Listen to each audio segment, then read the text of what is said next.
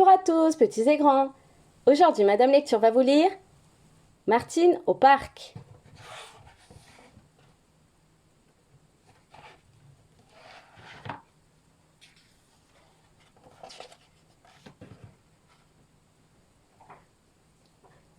Aujourd'hui, comme il fait beau, Martine vient jouer au parc avec ses petits amis.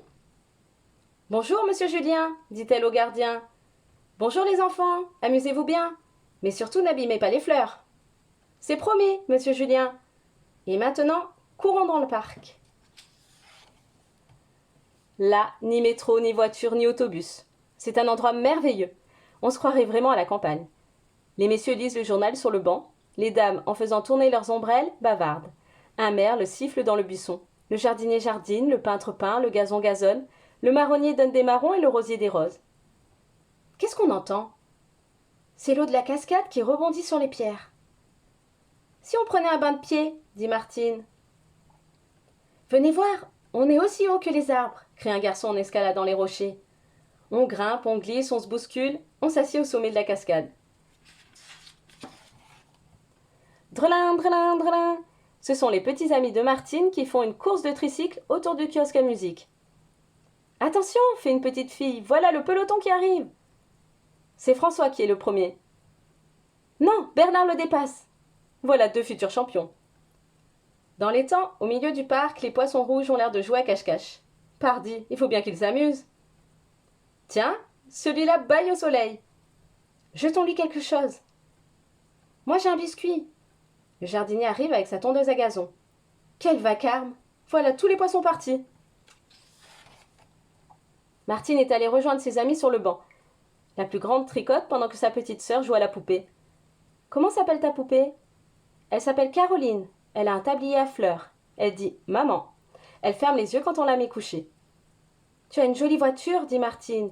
Quand ta poupée ne veut pas dormir, tu dois la promener pour qu'elle ne pleure plus. Pendant ce temps, les garçons se sont réunis autour du grand bassin. Regarde mon nouveau voilier. Et ma vedette à moteur. Elle traverse le bassin sans jamais s'arrêter. Maman m'a acheté ce joli croiseur. Tu sais, je serai marin, c'est décidé depuis un quart d'heure. Et après, je serai capitaine de sous-marin. Voilà Sa Majesté le cygne. C'est un oiseau des îles, pense Patapouf. Et le cygne aperçoit. Encore un petit chien qui n'est pas attaché. Il se fera punir par le gardien. Sur ce, il s'éloigne en secouant la tête. Quant aux pigeons, rien ne leur fait peur. Bonjour Patapouf. D'où viens-tu? Où vas-tu? Roucou par-ci, roucou par-là. L'air est plein d'ailes. On dirait qu'il neige des pigeons. Les pigeons sont partis. Que faire à présent? Eh bien, allons nous promener en barque. Comment ferons-nous pour avancer? Je sais bien ramer, dit un garçon. Sur ce, on attache Patapouf. On saute dans la barque, on tire sur les rames. Sois bien sage, dit Martine à Patapouf. Nous allons revenir tout de suite. C'est ça, dit le garçon, et après nous ferons le tour du parc en voiture. Connaissez-vous quelque chose de plus agréable que de faire le tour du parc en voiture? Dit Martine en tirant sur les guides. Hi-en, fait le baudet. Et les grelots attachés au collier du poney semblent appeler de loin les petits enfants. Venez vite, la promenade recommence. Il y a de la place pour tout le monde. Dans un coin du parc se trouve le bac à sable.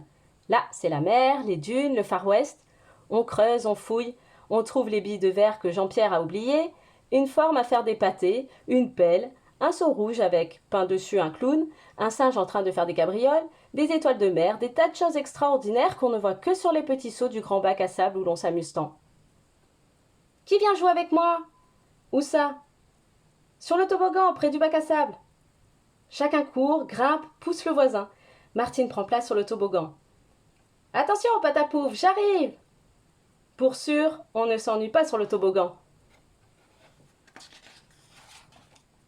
Au balançoire, on a bien du plaisir aussi. Monte avec nous, Martine. Assieds-toi là, Patapouf. Attendez, dit une petite fille. En avant, crient les garçons. Tout le monde est installé sur la balançoire. On pousse avec les jambes, on tire avec les bras. Ça monte et ça descend comme sur un navire. Il fait bon se tenir. On a la tête qui tourne et quand on ferme les yeux, on dirait que le cœur va s'envoler. Le temps passe vite quand on s'amuse. Bientôt ce sera l'heure du guignol. Et qui n'a pas encore été sur le manège? Vous savez, celui qu'on pousse, et hop, il faut sauter dessus en marche. Qui n'a pas couru sur le tonneau à toute vitesse et tout à coup il tourne plus vite que les jambes? Qui n'a pas grimpé à l'échelle de corde, aux anneaux et à l'échafaudage? Mais il est 5 heures. Vite, la séance de guignol va commencer. Chacun accourt et prend place. Il était temps. 3 coups, le rideau se lève. Bonjour les amis. Bonjour guignol. On s'amuse bien? Oui, oui. Alors, puisque vous êtes sages, nous allons jouer pour vous le facteur et le fakir. La séance de guignol est terminée. C'est le soir. Le soleil commence à descendre derrière les arbres. Pour lui faire une surprise, les parents de Martine sont venus la chercher au parc. Mais avant de rentrer à la maison, tout le monde est allé se reposer sous les parasols à la terrasse de la pâtisserie pour y déguster des jus de fruits et de la crème à la vanille. Ainsi s'achève l'après-midi de Martine au parc. Un après-midi merveilleux. L'histoire est finie. Et n'oubliez pas de vous abonner à ma chaîne pour ne louper aucune nouvelle histoire. À bientôt!